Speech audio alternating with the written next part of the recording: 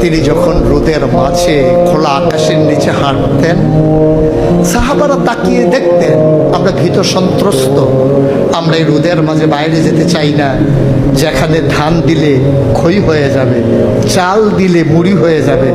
প্রচন্ড গরমের মাঝে তিনি হাঁটেন কেমনে?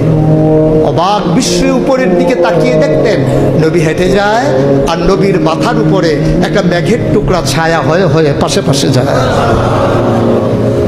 এবড়ো থেবড়ো পাথরগুলোর উপর দিয়ে আমার নবী যখন হাঁটতেন, পাথরের কোনা বের হওয়া পাথরে সবাই হাঁটতে ভয় পেতেন, অথচ নবী সেই এবড়ো থেবড়ো পাথরের উপর দিয়ে হেঁটে যেতেন।